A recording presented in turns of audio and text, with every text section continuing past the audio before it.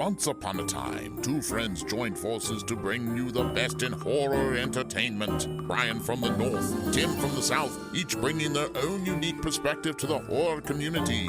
Movie reviews, Blu-ray releases, beer pairings, games, and more. Welcome to your new home for horror. This is Civil Gore.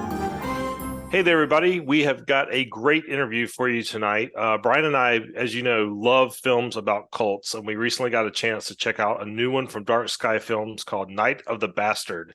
And with us to chat about the film is writer-director ERIK Boccio and lead actor London May. So welcome to the show, guys. Hello, Howdy. thanks for having us. Hi, Civil Gore. Hey, absolutely, man. This was a cool movie. As we were talking a little bit before we started recording, very unexpected how crazy it gets. But before we get into the film, I wanted to give our listeners a chance to know a little bit about yourselves. I guess we could start with you, ERIK, kind of how you got into the industry, and I'd also like to shoot that same question over to London afterwards. I've been making dumb, gory films as long as I could remember. I was a dirty metal hardcore kid my whole life. I got into the industry doing music videos. Did a lot of metal videos, Guar, Hatebreed, all the Anthrax, all the good stuff. Transitioned my way into working in television for years, and then finally I'm back to doing what I love, and that's making these exploitation films. Very nice. What about you, London? And I'm London May, and I am mostly known for playing in bands. I played with Glenn Danzig and Sam Hain, and a bunch of other metal and punk and hardcore bands over the last few decades. I started, before I was a drummer, I was an actor. I was a child actor in Baltimore growing up. And once I got into drums, I kind of set that aside. And then I started to get involved in acting. A few years ago, I met ERIK. We worked on a couple projects together, and we decided that making short films is cool and it's fun, but maybe we should really swing for the fences and make a feature film together that we could develop ourselves, and we could make it on our own terms. And now you have Night of the Bastard, which really just comes 100% from our souls. It's a renegade, self-financed film that we did exactly what we wanted to do with what we could afford to do. So you're really seeing kind of inside our dark souls. Nice. Yeah. Well, it's a fun ride, I'll tell you that. So we do take that one anytime. So this one's actually for ERIK. So you, I know you directed this, but you also wrote the story here. So what inspired you to write it, and how did you come up with this idea? Going off of what London said, we had done some projects together, and specifically we made this short film called Brutal Realty Inc., which was a horror comedy. It's the world's #1 black metal real estate horror comedy. And everyone said to us, "Oh, you got to make a feature, because it's a 15-minute film." And we pursued that for a while, but we realized it was going to be pretty expensive to get done. So in the meantime, why not make something on our own? And so it really came down to what resources do we have available? What do we have around us? What can we make for what's in our wallet right now? We had a cool desert location, and that breaks it down. So you get a couple options. You get a haunted house, you get a siege movie, you get an alien invasion. Well, I never thought about the alien invasion. That'll be our next film. Next one, yeah. So I love siege films, going back to the 70s, things like, Assault on Precinct 13, stuff like that. Thought it would be a great idea. And at the time, I was really still am, really into cults and all the lore around cults.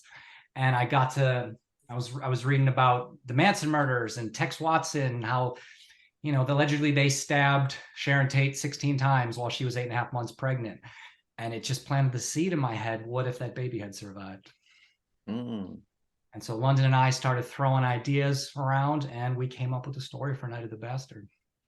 Yeah, that I mean that's we're gonna try and stay away from spoilers, but I mean that's pretty much right into the beginning of this movie, and that's a shocking opening. But now I know where you got that from because that's that's the thing about this. I think this movie starts off with such a intense, like all of a sudden kind of out of the blue like moment like that.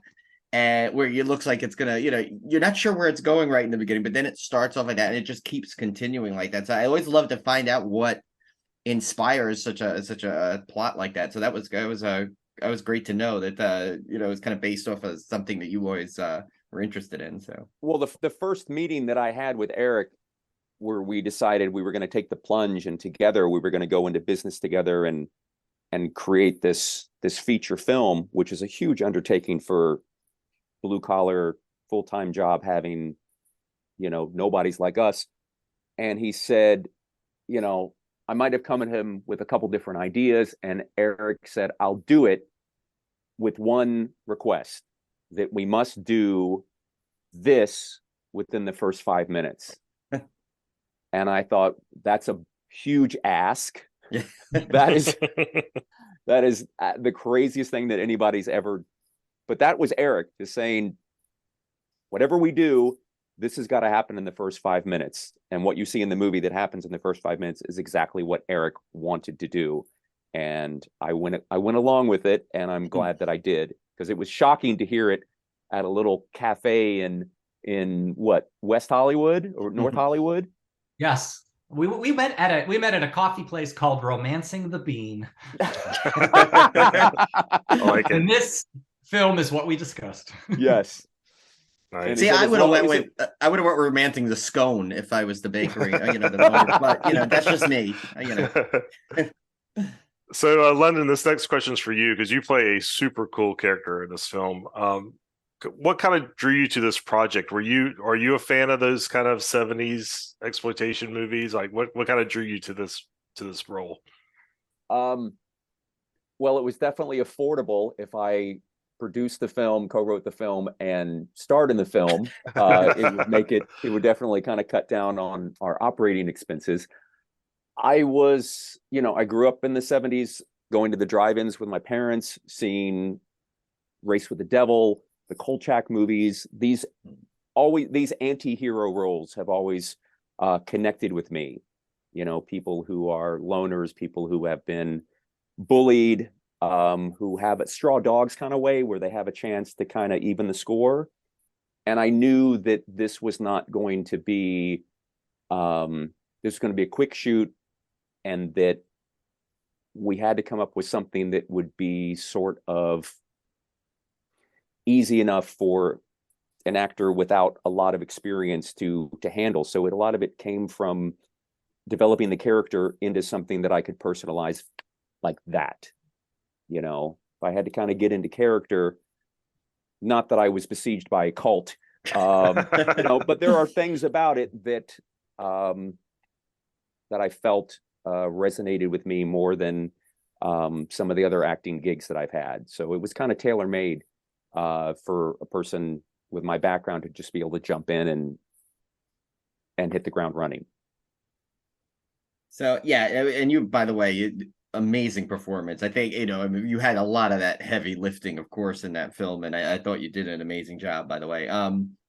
So Eric, I saw it. I looked in your IMDb. We like to usually review a little bit to make sure we're prepared. And I saw that you actually had some background in comedy. I guess you worked on a series for Funny or Die.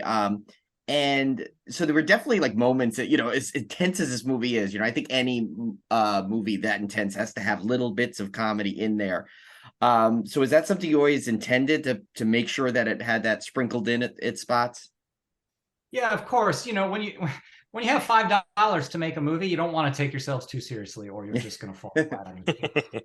So I think it was important to have moments, these moments of laughter in there. I dreaded going into some of the film festivals and theaters because I was like, what if no one laughs? They think they just take it too seriously.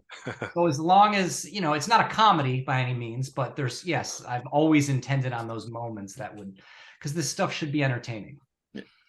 Oh no, it was. I mean, I think my favorite. I won't give the specifics to let everyone enjoy it, but the stapler line to me was my favorite. I think. I don't know if that was ad libbed. Yes, Eric, finally. But Finally. That's I all just- Eric. yeah. There was a screening where that stapler moment, it was silence, and my heart just sunk. That was I am all a complete Eric. failure at comedy. I mean, that to me, that's like the Roddy Piper "They Live" moment in this movie. To me, and like just the way London, the way you delivered it was like I don't think it could have been any more perfect. And it just, I was like, that one hit for me. I don't know, this is, I think Tim and I, this is our type of movie, So it's like, I mean, you hit it perfect for us with that. So that's great to know that you had that sprinkled in intentionally, because I think you can't have anything, when something's too intense like that in this kind of a movie, I think you might actually lose the audience. So I think you did a great job with that balance. Well, thank you. That makes it all worth it. So, London, this is kind of piggybacking off the last question about your role. So, kind of how did you get prepared for shooting each day? And I also want to know about this turtle, because I'm obsessed with this turtle. Yeah. Well, I don't have a lot of acting experience. So part of my preparation was certainly working with Eric and the screenwriters to create something that was kind of dummy proof for me. I'm not afraid. It plays to my strengths. I'm not afraid of getting dirty. I'm not afraid of getting psycho. I'm not afraid of doing comedy. I'm fearless in everything. Taking my clothes off, I don't care. So my preparation mostly, I mean, I was producing the film as well. And so, and it's always kind of been that way with bands as well, is that my performance as a drummer or bass player or as an actor always comes secondary to making sure that the show goes well, or the record comes out, or the recording takes place. So my preparation for the artistic side of it is always kind of an afterthought. But what I did do, knowing that the conditions that we were going to be filming in were going to be so harsh, I shut off all the air conditioning in my house and in my car and anywhere that I was for about 5 weeks before we started to shoot. So I wouldn't have that, I could kind of come in prepared, because we have hot summers here in LA and most of us live in air conditioning. But I was like, man, I don't want to be crippled with 135-degree heat, because I knew we were going to be filming, in Sahara-like conditions. So turn the air conditioner off, much to my fiance's, but I really felt that kind of conditioned me to just kind of walk around and huff and puff. And then by the time that we got to shooting, I felt never comfortable, but certainly I felt like I had a little bit of an advantage. That's really the only prep that I did, was to kind of condition my body. And I did a lot of fight choreography with a punching bag. Yeah, you could feel the heat coming off of this movie. I think you could definitely tell it was a desert experience. Really captured the atmosphere of that. Yeah, no, I felt like sweaty in spots, and just seeing that and like the closed environment. I was just, it definitely was. This is a smart move. You getting mentally prepared and physically, I guess, prepared for that. Well, I had 2 pairs of boots that melted off me, and you can actually see it. There's like a 1 second clip where I walk away and the sole of the boot just comes right off.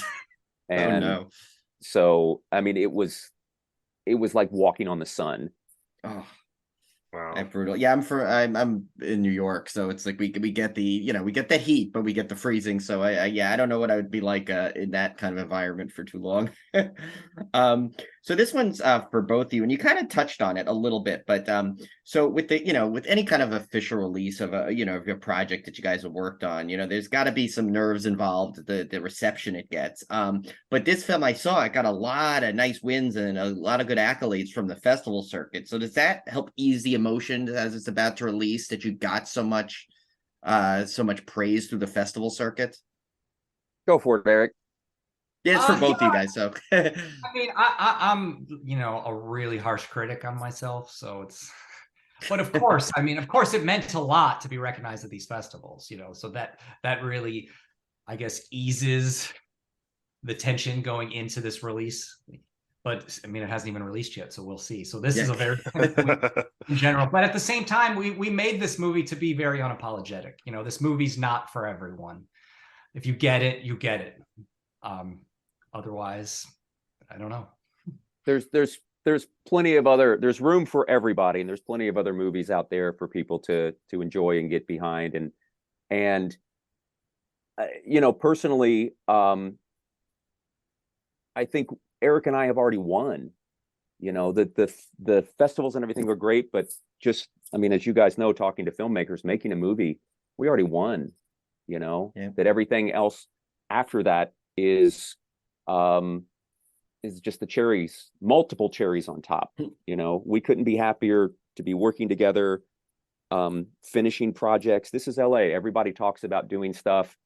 Not many people actually follow through with stuff. And to film something, finish it, get it out there, that's enough. I keep my expectations low. I get very excited when people enjoy the film. But if they don't, that's okay.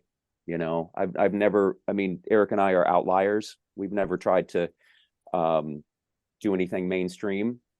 So us to have a release and to be talking on podcasts. And I think the best thing for me is I've got to meet people from all over the world who think and appreciate things like I do. And that's the biggest award for me, is the people that I've met through the festivals. And, I couldn't be happier with that. You guys watching the film and talking to us right now is already more than I could ask for. I mean, this was a self-financed outlaw production that London and I did together. We made this from scratch. The film was cut in this room right here. Yeah. And now people are watching it, it's been an amazing journey. Yeah. So were there any of your famous favorite comments that you heard throughout this, or like anyone come up to you guys and say something that just stuck with you? That's like, wow, that was awesome to hear. I've got a good one. Yeah. In England, their dollar stores are called Poundland. This is great. And so someone called it Poundland Mandy, and I'll take it. Mandy was amazing. Yeah. Well, especially that the older woman gave me a big Mandy vibes, a little with the white hair. Yeah, but that, you know what? I mean, if you're getting compared to a movie that got so much talk like that, that's gotta be great to hear, because I haven't heard one bad thing about Mandy, so I'm hoping you guys get all the same things. Whether that was supposed to be an insult or not, thank you. I thought it was wonderful. Meant a lot. Somebody said this is the movie the Foo Fighters wish they could have made. Oh, I haven't seen the Foo Fighters one yet. I haven't either. I just bought it. I picked it up on a Black Friday sale, so I'm dying to watch it. I heard some good things, but this is not it's not a vanity movie. This is something that Eric and I are, we're not bored and rich. We had a passion to do this. And I think somebody said that, I kind of thought, well, maybe I should dial it back. Somebody said I was very passionate in the Q&A after one of the screenings. And at first I was like, I'm a cold-hearted motherfucker. I'm not passionate. And then I was like, actually, I am really passionate about the film, So I think people, when they talk about the heart and soul behind it, that really connects with me, because I love all the action and I love all the gore and all the horror. But if somebody says, hey, there was a really sweet moment there, that connects with me, because I'm a softie at heart. No, that came across. I mean, you're going crazy, like in sequences. Next thing you know, you're like, you're like comforting a turtle, So it's like, that was all, stuff like that is awesome. I love that kind of stuff in movies. So, well, I love animals, and we had to give the main protagonist a reason to fight. Everybody had their challenges, and everybody had to have something that was important to them to survive the night. And the turtle, which you asked about, was one of 7 turtles that I fished out of a lake at this guy's house. And that is actually Marlena. She is a female turtle, playing a male role. So we're happy. We're very proud to be very diverse in our casting. And she was released back to her family after the completion of the film. No turtles were harmed in the making of this film. And she'll be back for the sequel. Nice. Very nice. Yeah, my brother used to have a turtle growing up, so I've always been fascinated. That's a red slider. It's called a red Nice. slider, and she bit the fuck out of me. She shit everywhere, Oh no. bit me all the time, but she was other than that, she was a consummate pro.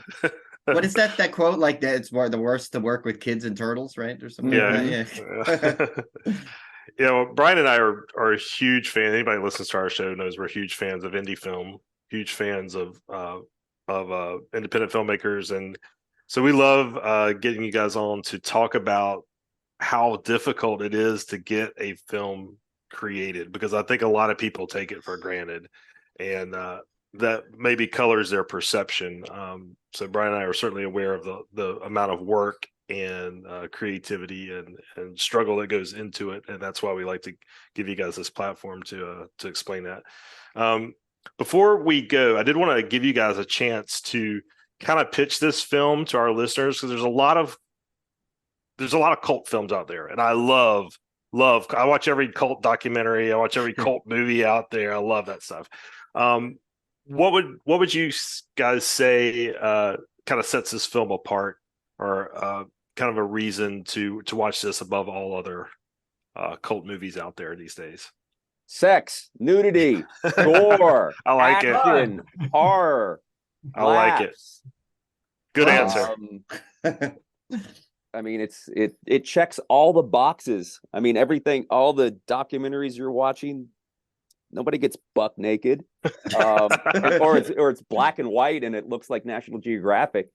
This film pulls no punches. We weren't afraid, we weren't intentionally offensive, but we also weren't afraid about offending anyone. It's like I said, it's not for everyone. It's unapologetic, and yeah. I mean, it's the first 5 minutes sets it up. If that doesn't work for you, or if you're turned off by that, then get out. Yeah. No, I absolutely love that stuff. I grew up watching that kind of stuff, so it really harkened back to those 70s films that did not pull any punches and were that kind of crazy. So yeah, I really enjoyed it. Yeah, I don't know what that says about Tim and I, but in that first 5 minutes, we're like, yes, more. We're in. So it's like, yes. So you're our people. Yes. Yeah. Yes, absolutely. Yeah, we're definitely your target. Yeah, I'm a 70s, and Brian can tell you this, but 70s is my favorite decade of horror, period. A lot of people say 80s. My age, people generally say 80s because they were kids in the 80s. But for me, something about the 70s, the grittiness of it, the realism of it, in a way, was just that's my decade. I love 70s horror. Yep. So I guess we want to wrap this up, but we want to make sure you let our listeners know where they could find this. I know it's as of today, I think it comes out just under a week from today, correct? It comes out on Friday. Friday. Okay. Friday the 13th. The movie was wrapped opening on a Friday the 13th. Now it is released on a Friday the 13th. It is coming out streaming worldwide, and except for Pakistan, it has been banned in Pakistan. I saw that. I just saw that the other. You guys posted that on Instagram, like a ban. So it was the theatrical release was pulled. It will not be shown in Pakistan, but it will be shown at the Film Noir Theater in Brooklyn on the 13th.